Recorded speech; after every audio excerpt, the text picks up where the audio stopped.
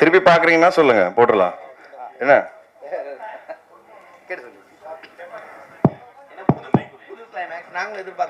கண்டிப்பா சார், நீங்க எப்போ பார்க்கலாம். நீங்க சொல்லுங்க எப்போ பார்க்குறீங்கன்னு. இல்ல இல்ல பார்க்கலாம், தாராளமா எப்போ வேணா சொல்லுங்க, பார்த்துடலாம். விஷ்ணு சார், இல்ல நீங்க ஃபர்ஸ்டே அந்த கிளைமேக்ஸ் வச்சிருக்கலாம்ல. ஒருவேளை நீங்க வந்து டைரக்ஷன்ல வந்து தலையிட்டனால, ப்ரொடியூசரா இருந்து உள்ள வந்தனால அந்த கிளைமேக்ஸ் மாத்தி இருந்தீங்களா? அது என்ன? இல்ல இல்ல சார், இல்ல இல்ல சொல்லிடுறேன். என்னன்னா இப்போ சான் தான் வந்து சாரி நான் சொல்ல வேண்டியதா இருக்கும்.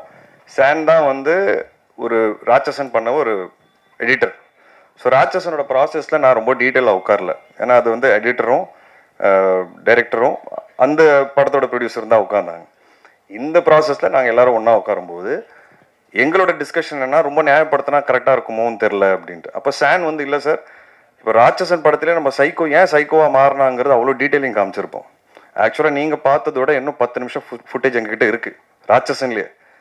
அதுக்கப்புறம் நாங்கள் டிசைட் பண்ணி ரொம்ப நியாயப்படுத்திட்டா அவன் பண்ணது ரைட் ஆகிடும், அதனால அது வேணாம் அப்படின்னு சொல்லி நாங்கள் டிசைட் பண்ணி அந்த 10 மினிட்ஸ் வந்து குறைக்கிறதுக்கு நான் ராம் கிட்ட 3 மாதம் பேசியிருக்கேன் ஃபோனில். இப்போ அந்த டிசிஷன் ரைட்டாக தானே போச்சு. 3 months எனக்கு நல்ல ஞாபகம் இருக்குது. நான் வெளியூர்லலாம் இருக்கும்போது டெய்லி அவருக்கு ஃபோன் அடிப்பேன். ராம் அந்த இடத்துல அந்த 10 நிமிஷம் மட்டும் பார்த்துக்கோங்க, 10 நிமிஷம் மட்டும் பார்த்துக்கோங்க. ஏன்னா அது 10 நிமிஷம் நம்ம வச்சுட்டோன்னா ஆடியன்ஸ்க்கு மைண்ட் வேறே ஆகிடும், அது கரெக்டாக இருக்குமான்னு எனக்கு தெரில. ஏன்னா அங்கே சைக்கோ பண்ணுறது ராங் அப்படின்னு நமக்கு தெரியுது. இந்த படத்தை பொறுத்த வரைக்கும் அந்த கேரக்டர் சொல்கிற வர விஷயம் வந்து ரொம்ப ரைட்டாக இருந்தது. நியாயமாக பார்த்தா இப்போ நீங்கள் எல்லோரும் உட்காந்துருக்கீங்க, நீங்களும் தேங்க்லெஸ் ஜாப்ல தான் இருக்கீங்க. அதை அப்ரிஷியேட் பண்ணுறாங்களா யாராவது? எனக்கு தெரிஞ்சு இல்லை. அவ்வளோதான் நான் சொல்ல வந்த ஆசையே எனக்கு. இல்லை இல்லை ஸோ அதை தான் வந்து நான் சொல்லணும்னு ஆசைப்பட்டேன். ஏன்னா நிறைய தேங்க்லெஸ் ஜாப் இந்த சொசைட்டியில் இருக்குது. அந்த விஷயத்தை அட்ரஸ் பண்ணணும் அப்படின்னு நான் நினச்சேன். ஸோ அப்போது அந்த கேரக்டர் சொல்கிற விஷயம் வந்து ரைட்டாக தானே இருக்குது. அப்போது இது நியாயப்படுத்தலாமா நியாயப்படுத்த வேணாமாங்கிற ஒரு டிஸ்கஷன் தான் எங்களுக்குள்ளே போச்சு. அப்போது இல்லை இதை ஓரளவுக்கு நியாயப்படுத்தினா தான் இது கரெக்டாக இருக்கும், இல்லை அப்படின்னா இது ராங் ஆகிடுமோ அப்படின்னு ஒரு பயம்தான் அது. நாங்கள் படம் போட்டு காமிக்காமலாம் இல்லை, நான் நிறைய பேருக்கு படம் போட்டு காமிச்சேன். யாருமே அந்த விஷயத்தை பற்றி என்கிட்ட சொல்ல. அது வந்து ரிலீஸ்க்கு அப்புறமா தான் அது வந்து வெளிப்படையாக வந்தது. ஸோ இதுதான் எங்களோட தாட். அண்ட் இப்போது நான் எப்போவுமே சொல்லுவேன், சினிமா கலெக்டிவ் டிசிஷன். இப்போ நீங்கள் சொன்னீங்க நான் தலையிட்டேன் அதனால மாறிச்சோ, அப்போ ராட்சசன்லேயும் தான் நான் பேசினேன் 10 நிமிஷம். இப்போ சில விஷயங்கள் ரைட்டாக போகும், சில விஷயங்கள் ராங்காக போகும், அது நம்ம கையில் இல்லை. இது ஒரு கலெக்டிவ் டிசிஷன் தான். பட் அது உடனே புரிஞ்சுக்கிட்டு அது ஏன்னா எங்ககிட்ட ஆல்ரெடி இருந்தது. எங்களுக்கு இப்போ நாங்கள் மாற்றுறது ஒன்றுமே கிடையாது. 5 நிமிஷம் விஷயத்தில் நாங்கள் ஒரு 2-2.5 நிமிஷம் குறைச்சிருக்கோம். எவ்வளோ minutes exactly? Sorry 3 minutes 3 to 4 minutes நாங்கள் குறைச்சிருக்கோம். ஸோ அதோட இம்பேக்ட் உங்களுக்கு வேறையாக இருக்கும். ஆனால் இப்போவும் நான் என்ன சொல்லுவேன்னா, நாங்கள் எல்லாரும் என்ன சொல்லணும்னு ஆசைப்பட்டோமோ அது இருக்குது. தேங்க்லெஸ் ஜாப் சிலது இருக்குது நம்ம சொசைட்டியில் அப்படிங்கிறது நாங்கள் சொல்கிறோம், இப்போவும் சொல்கிறோம். அதை நாங்கள் மாற்றலை. அது யார் சொல்கிறாங்க எப்படி சொல்கிறாங்கன்னு அந்த விதத்தை மட்டும் தான் மாற்றிருக்கோம். ஸோ இதுதான் நான் சொல்லணும்னு ஆசைப்பட்றேன். அது மாதிரி இந்த ரங்காயிடுமோன்னு சொன்னீங்க. ஆனால் இந்த மாதிரி டைரக்டரோட இதுக்குள்ளார நீங்கள் ஒரு ப்ரொடியூசராக தலையிட்டீங்களா, ஹீரோவாக தலையிட்டீங்களா? அதான் சார் நான் சொன்னேன் சார், தலையிடுறதுங்கிறது நீங்கள் அது அப்படி பார்க்கலாம். என்னை பொறுத்த வரைக்கும் இப்போது தலையிடலை அப்படின்னா நிறைய சினிமா நீங்கள் பார்த்துட்ருக்கீங்க, எல்லா சினிமா ஹிட் ஆகுதான் நான் தலையிடாது உங்களுக்கு. அப்படி கிடையாது. நான் வந்து சினிமாவை வந்து பொறுப்பு எடுத்துக்கணும்னு நினைப்பேன் ஒரு ஹீரோவா. அது ஏன் ப்ரொடக்ஷன் மட்டும் இல்லை, நான் எங்கே பண்ணுறேனோ அங்கே நான் வந்து இது என்னோட பொறுப்பும் சேர்த்து இதில் இருக்குங்கிறத நான் நம்புவேன். ஏன்னா தேட்டரில் வந்து ஆடியன்ஸ் வரும்போது வெறும் டைரக்டருக்காக வரல, ஹீரோவை தான் ஃபஸ்ட் திட்டுறாங்க, முகத்தை பார்த்து திட்டுறாங்க. இது கூட எனக்கு தெரியலையா, கரெக்டாக செலக்ட் பண்ண தெரியலையா, ஃபஸ்ட்டு ஹீரோ தான் திட்டு வாங்குறாங்க. இப்போ ஹீரோ ஃபஸ்ட்டு திட்டு வாங்குறாங்கன்னா என் பொறுப்பு இருக்குல்ல. அப்போ என் பொறுப்பாக வந்து நான் உள்ளே போகிறேன். இன்னொன்று, இது எந்த ப்ரொடியூசராக இருந்தாலும் சரி, எந்த டைரக்டராக இருந்தாலும் சரி, நான் வந்து போய் கண்டிப்பாக பேசுவேன் சார். என்னோட கருத்தை நான் கண்டிப்பாக பேசுவேன். அதனால தான் சார் என்னோட மேக்ஸிமம் படம் இப்போவும் சக்ஸஸ்ஃபுல்லாக இருக்குது. ஏன்னா நான் பேசாமல் இருந்தேன்னா அது ஒரு டைரக்ஷன் மாறிடும். நான் சொல்கிற படத்தோட அந்த அவுட்புட் மாறும். நான் நிறைய இடங்களில் பேசுறதுனால என்னோட அவுட்புட் கொஞ்சம் பெட்டராக வருது சார். அண்ட் அதனால தான் நான் பெரிய ஆளுங்களோட நான் பெரிய ஆளுங்கன்னா சொல்கிறேன், பெரிய நேம்ஸோட சம்டைம்ஸ் என்னால் ஒர்க் பண்ண முடியல. காரணம் என்ன, அவங்க கேட்டுப்பாங்களான்னு எனக்கே பயம். பட் நம்ம புதுசாக போய் சேரும்போது அது ஒரு கிவ் அண்ட் டேக் தான் சார் சினிமா. எல்லாரோட ஒர்க் கரெக்டாக பார்த்துட்டோம்னா கண்டிப்பாக அவுட்புட் நல்லா இருக்கும் சார். அதில் கருத்து வேறுபாடு இருக்கும் சார்.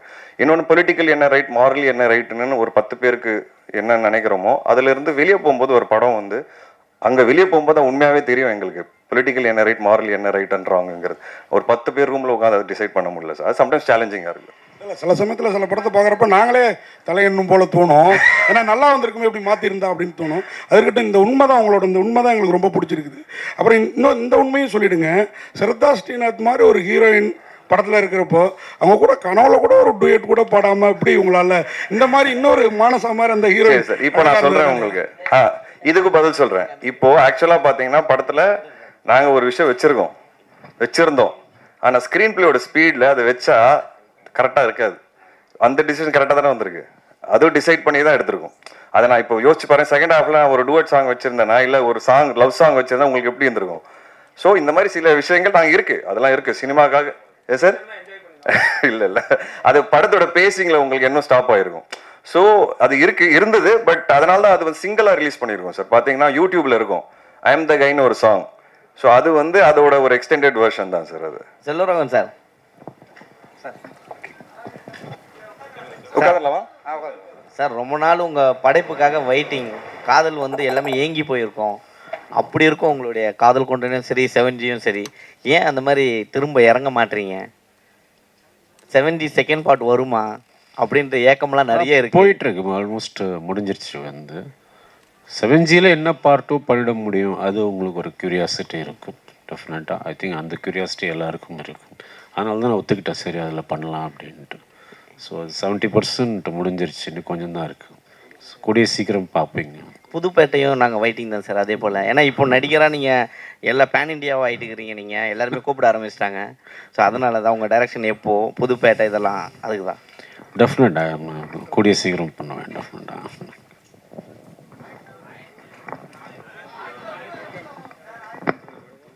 சார், விஷ்ணு விஷால் சாருக்கு ஒரு கேள்வி.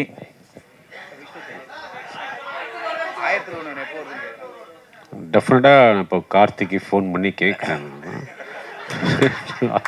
சீக்கிரமாக பண்ணலாம், டெஃபினட்டாக பண்ணலாம். விஷ்ணு விஷால் சாருக்கு ஒரு கேள்வி.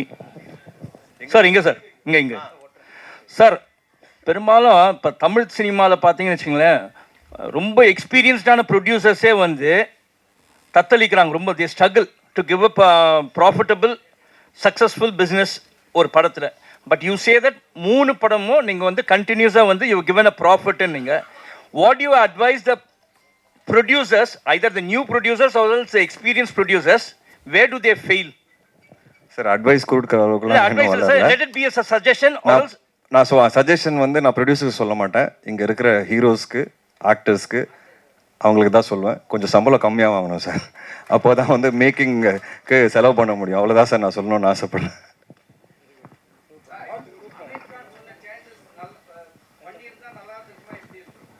இல்லை அவர் பண்ணது ஒரு 90% அப்ளை பண்ணியிருக்கோம் சார். ஸோ என்ன Praveen, you want to say that? அந்த கிளைமேக்ஸ் செக்மெண்ட் ஒரு டிஸ்அக்ரிமெண்ட் இருந்தது. அமீர் சார் ஆல்சோ ஃபெல்ட் அந்த கேரக்டர் வந்து இந்த மாதிரி பண்ணனா கண்டிப்பாக he has to be negative. So அதுதான் மெயின் கரெக்டாக டிஸ்அக்ரிமெண்ட்டாக இருந்தது. அதனால தான் அவர் ஆக்சுவலாக he didn't come on board. ஏன்னா அவர் திருப்பி படம் பண்ண ஸ்டார்ட் பண்ணும்போது hero like him playing a character, அது சீமிங்லி எவ்வளோ நல்லா இருந்தால் கூட இட்ஸ் ஆக்சுவலி ஒரு நெகட்டிவ் கேரக்டர். அது அப்படியே தான் ப்ரொஜெக்ட் பண்ண ஒரு ஆர்குமெண்ட் தான் இருந்தது. நம்ம வந்து அந்த தாட் கொஞ்சம் டிஃப்ரெண்ட்டாக இருக்கனால we thought like we should stick அந்த அதே தாட் ப்ராசஸ் புஷ் பண்ண அதுதான். ஸோ லைக் விஷ்ணு சொன்ன மாதிரி அவர் சொன்ன சேஞ்சஸ் இனிஷியல் ஸ்கிரிப்டில் அந்த விஷயங்கள்லாம் ஆல்ரெடி நம்ம ஒரு 90% ஆல்ரெடி இருக்குது அதில். விஷ்ணு விஷால் சார் நீங்கள்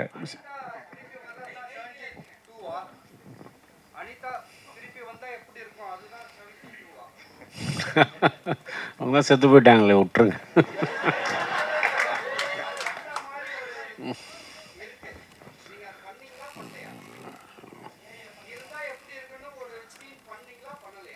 டெஃபினட்டாக நீங்கள் படம் பார்த்தீங்கன்னா புரியும். தான் எல்லாத்தையும் என்கிட்ட இங்கேயே கேட்டிங்கன்னா பண்ணியிருக்கேன். விஷ்ணு விஷால் சார், நீங்கள் நிறைய போலீஸ் ஸ்டோரி நடித்தாலும் நீங்கள் வந்து ரியல் ஹீரோ கிடையாது. நீங்கள் வந்து ரியல் ஹீரோ தான். ரியல் ஹீரோ வந்து உங்கள் அப்பா ரமேஷ் குடபாலா சார் தான். ஐபிஎஸ் நிறைய பார்த்துருக்காரு. அவர் இந்த மாதிரி போலீஸ் கதைகள், ராட்சசம் மாதிரி கதைகள், இந்த மாதிரி கதைகள் பார்க்கும்போது என்ன சொல்லுதாரு, இந்த சினிமா போலீஸ் இது மாதிரிலாம் பற்றி அவரோட ஒப்பீனியன் என்ன, அவங்க ஃப்ரெண்ட்ஸ் சர்க்கிள்லாம் என்ன சொல்கிறாங்க? சார் அப்பா ஜென்ரலாகவே ஒரு மூவி பஃப் தான் சார். எல்லா படங்களும் பார்ப்பாரு. எஸ்பெஷலி பையன் படம்னா ரொம்ப ரசிச்சியே பார்க்குறாரு. அண்ட் அவர் வந்து ஒவ்வொரு வாட்டி அந்த போலீஸ் கேரக்டர்ஸ் பண்ணும்போது ஹாப்பியாக ஃபீல் பண்ணுவார். ஏன்னா இப்போ நான் வந்து இந்த படத்துக்கும் ஒரு போலீஸ் ஷோ போட்டேன். எல்லாருமே ரொம்ப என்ஜாய் பண்ணாங்க இந்த படத்தை. அப்பாவோட ஃப்ரெண்ட்ஸ் எல்லாருமே வந்து படம் பார்த்தாங்க. அவங்களுக்கு என்னென்னா இந்த மாதிரி ஒரு விஷயம் நடந்தால் நாங்கள் என்ன பண்ணுவோன்னு அவங்களுக்குள்ளேயே பேச ஆரம்பிச்சிட்டாங்க. அண்ட் அவங்க சொன்னது என்னென்னா ஒன்றுமே பண்ணியிருக்க முடியாது, வெயிட் பண்ணி தான் பார்க்கணும் ஒவ்வொரு வீடியோக்கும். ஸோ நீங்கள் எடுத்த அப்ரோச் ரொம்ப ரைட்டாக இருக்குன்னு சொன்னாங்க. அண்ட் நான் ரொம்ப ஹாப்பியாக இருந்தேன். ஏன்னா ஒரு உண்மையான போலீஸ் ஆஃபீஸர் இதை சொல்லும்போது அது கரெக்டாக இருந்தது எனக்கு. அவங்க ரொம்ப என்ஜாய் பண்ணி இந்த படத்தை பார்த்தாங்க. அண்ட் அப்பா வந்து இஸ் ஆல்வேஸ் சப்போர்ட்டிங் மீ. என் கரியரில் நான் டவுனாக இருக்கும்போது கூட அவர் தான் என்னை தட்டி திருப்பி இல்லை வா டோன்ட் ஃபைட் இட் அவுட் அப்படின்னு சொல்லுவார் எப்போவுமே. And I think I'm very lucky. And நீங்கள் பார்த்த சினிமா ஹீரோஸ் ஸ்க்ரீனில் ஒரு போலீஸ் ஆஃபீஸராக நான் வந்து நேர்லேயே நிறைய பார்த்துருக்குறேன். என்னைக்கு போலீஸுங்கிறது ஒரு டிஃப்ரெண்ட்டான ஒரு விஷயமாயிருச்சு. நான் சின்ன வயசுலேருந்து இருக்கிற போலீஸ் வேறு, அந்த போலீஸை நான் நேரில் பார்த்துருக்கேன். ஸோ அது ஒரு பயங்கரமான ஒரு இன்றைக்கி அது ஒரு உண்மையான லைஃப்பில் அந்த மாதிரி ஒரு போலீஸ் ஆஃபீஸராக இருக்க முடியுமான்னு தெரில. அந்த டைமில் இருக்கிறவங்களாம் இன்றைக்கி சோஷியல் மீடியா வந்ததுனால ஏதாவது ஒரு சின்ன விஷயம் பண்ணாலும் தப்பு யார் மேலே இருக்குன்னு தெரியாமல் ஒரு ஆஃபீஸர் தான் தப்புன்னு சொல்லி ப்ளேம் பண்ணிடுறாங்க ஈஸியாக. அந்த காலத்தில் அப்படி கிடையாது. And it was very straight forward, very direct, very என்ன சொல்கிறது, ஒரு பயங்கர தைரியம் இருந்தது அந்த காலத்தில் ஐ திங்க். அதெல்லாம் நான் நேரில் பார்த்துருக்கேன். ஸோ அப்படி தான் வளர்ந்துருக்கேன். ஸோ அதனால் ஒவ்வொரு கதாபாத்திரம் எடுத்து பண்ணும்போது போலீஸ் ஆஃபீஸர்ஸாக எனக்கு ரொம்ப புதுசாக இருக்கும். பட் இன்னமும் நான் பார்த்த அப்பா அப்படி ஒரு கதாபாத்திரம் நான் இன்னும் பண்ணல ஸ்க்ரீனில். அது ஒரு நாள் நான் கண்டிப்பாக பண்ணணும்னு ஆசைப்பட்றேன். அந்த ஒரு போலீஸ் ஆஃபீஸர் நான் பார்த்துருக்கேன். அதை ஒரு நாள் கண்டிப்பாக நான் ஸ்க்ரீனில் கொண்டு வரணும்னு ஆசைப்பட்றேன். சார் விஷ்ணு சார், உங்களுக்கு ஒரு கேள்வி. பொதுவாக வந்து இந்த படத்தை பார்க்கும்போது வந்து உங்களை விட ஹீரோன்னாக்கா செல்வராகவன் தான் வந்து ஞாபகத்தில் வராரு. நீங்கள் வந்து ஒரு ஹீரோவாக இருந்து ப்ரொடியூசராக இருந்து இன்னொரு கேரக்டருக்கு இவ்வளவு முக்கியத்துவம் கொடுக்கறதுக்கு என்ன பெருந்தன்மை? செல்வராகவன் டைரக்ஷனில் அடுத்து நீங்கள் நடிக்க போகிறீங்களா? இல்லை சார், அது என்னன்னு தெரியல சார். எனக்கு வந்து அந்த கதை கேட்கும்போது ஒரு புது எலிமெண்ட் வரும்போது எனக்கு அது தப்பாக தெரில சார். அது ஏன்னு கேட்டிங்கன்னா எனக்கு தெரில சார். எனக்கு அது உண்மையாகவே பதில் தெரியாது. பட் ஏதாவது புதுசாக இருக்கணும், இன்னொரு கேரக்டர் டாமினேட் பண்ணாலும் அது நல்லது தானே. படம் பிடிச்சா ஓகே. நம்ம ஒரு டெம்ப்ளேட் ஃபிலிம்ஸில் நான் வரக்கூடாதுங்கிறது நான் பிலீவ் பண்ணுறேன் சார். நீங்கள் எல்லாமே ஒரு விஷயம் எதிர்பார்ப்பீங்களா சார், இந்த ஹீரோ மேலே தான் இது போவோம், ஹீரோ தான் இது பண்ணுவான்னு. அதை நான் உடைக்கணும்னு ஆசைப்பட்றேன் சார். நல்ல சினிமா இருக்கணும், அவ்வளோதான். நல்ல சினிமா கொடுக்கணும், நல்ல அனுபவம் கொடுக்கணும் தேட்டரில். எனக்கு அதுதான் சார் மெயின் இன்டென்ஷனாக இருக்குது. மற்றபடி நான் தான் எல்லா சீன்லையும் டாமினேட் பண்ணோம், நான் தான் எல்லா படத்துலையும் இப்படி இருக்கணுன்றது நான் அந்த எண்ணத்தோட கதை கேட்குறது இல்லை சார். பட் கண்டிப்பாக நம்ம சினிமாவில் வந்து ஹீரோஸை இன்னும் கொஞ்சம் எக்ஸ்ட்ரா ஃபாலோ பண்ணுறாங்க. அது நான் புரிஞ்சுக்கிட்டு நான் என்ன பண்ணணுமோ நான் பண்ணுவேன். பட் எல்லா படத்துலையும் ஏதாவது ஒரு 1-2 கேரக்டர் ரொம்ப நல்ல கேரக்டர்ஸாக இருக்கும் என் படத்தில் சார். அது மட்டும் கேரண்டி. மற்றபடி செல்வா சார்கிட்ட நான் முன்னாடி கேட்டிருக்கிறேன். அவர் டைரக்ஷன் நான் பண்ணணுன்னு தான் ஆசைப்பட்றேன். இது என்னைக்கு இல்லை, நான் 3-4 வருஷம் முன்னாடியே சார்கிட்ட கேட்டிருக்கேன். டைரக்டர் சார், சார் இங்கே சார். சார் படம் பார்த்தோம், நல்லா இருந்துச்சு. இப்போ கிளைமேக்ஸ் மாற்றிருக்கீங்கன்னு சொல்லியிருந்தார் சார், விஷ்ணு சார். இப்போது எங்களுக்கும் ஒரு ஒப்பீனியன் இருந்துச்சு கிளைமேக்ஸில். எல்லா கொலைகளையும் வந்து தற்கொலைகளையெல்லாம் வந்து அவர் கொலைகளாக மாற்றியிருந்தா கொஞ்சம் ஹியூமனிட்டி அங்கே வெளியே வந்திருக்கும் அப்படிங்கிற மாதிரி நாங்கள் யோசித்தோம். அந்த மாதிரி ஏதாவது கிளைமேக்ஸ் இருக்கா சார்? அதாவது ரிவீல் பண்ணாமல் சொன்னால் இன்னும் சூப்பராக இருக்கும் சார், ஸ்பாய்லர் இல்லாமல். சார் விஷ்ணு முன்னாடி சொன்ன மாதிரி இது ஆக்சுவலாக நம்ம புதுசாக சேஞ்ச் பண்ணதில்லை. நம்ம படம் பண்ணிகிட்டு இருக்கும்போது 2 ஆப்ஷன் இருந்தது. அது ரொம்ப ஒரு மாரல் டிபேட்டாக தான் சார் இருந்தது. பட் இன்டர்னலி நமக்கு ரொம்ப கிளியர் சார். அவர் பண்ணுறது என்ன ஆனாலும், என்ன ஜஸ்டிஃபிகேஷன் ஆனாலும் அவர் பண்ணுறது சரியில்லை. அதை நம்ம ஜஸ்டிஃபை பண்ண முடியாது. ஆனால் அது அந்த இப்போ இருக்கிற எண்டிங்கில் வந்து அது அவர் பேசும்போது அது கொஞ்சம் இன்னும் கொஞ்சம் ரைட்டாக தெரியுது. அந்த ஏரியா தான் நம்ம சேஞ்ச் பண்ணியிருக்கோம்.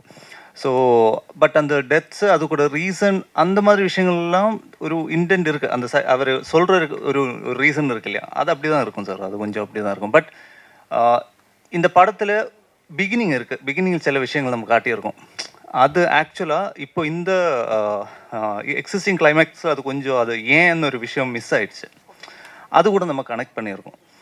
அப்போ தான் இப்போ அந்த கதை கம்ப்ளீட்டாக இருக்கும். அந்த பிகினிங்கில் நடந்த விஷயம் எண்டில் அது திருப்பி கனெக்ட் பண்ணும்போது தான் ஓகே இதனால இன்னொரு விஷயம் கூட வரும். அதுதான் பண்ணியிருக்கு சார். சார் சார் செல்வராகவன் சார்ட்ட ஒரு கேள்வி சார். இப்போ அவர் சார் ஒருத்தர் சொன்னார், இந்த மாதிரி அனிதா கிளைமேக்ஸில் வந்ததாக பார்த்தேன்னு சொன்னாருங்க சார். அது வந்து ஏஐ வீடியோன்னு நான் நினைக்கிறேன் சார்.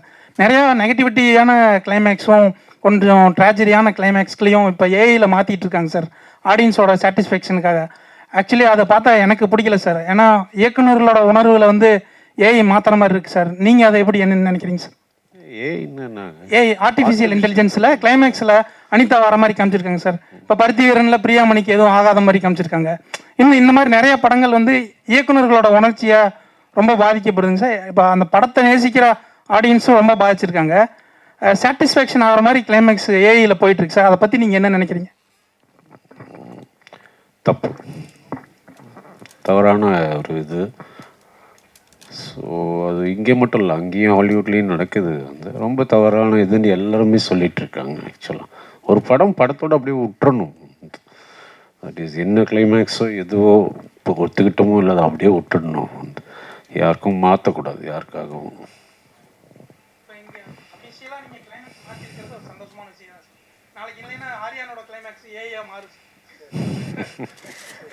விஷ்ணு சார், தம்பிக்கு படம் எடுக்க ஆரம்பிச்சிட்டீங்க. ஸோ பிரதர் கூட சேர்ந்து பண்ணுவீங்களா இல்லை கேமியோ ரோல் மட்டும் உள்ள? இல்லை அவ்வளோதான், ஃபஸ்ட் படத்துக்காக தான். இனிமேல் பிரதரோட சேர்ந்து பண்ண மாட்டேன், ஒரு ப்ரொடியூசராக தான் இருக்க போகிறேன். அவர் அடுத்த படத்தில் சோலோ லீட் தான். ஸோ நான் இல்லை, யாருமே இல்லை. அதெல்லாம்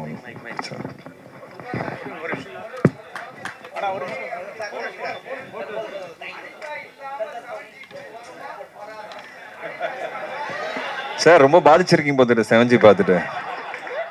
உங்கள் லைஃப்பில் ஒரு அனிதா இருந்திருக்காங்களா? இல்லை, ஆனால் இருக்காங்க.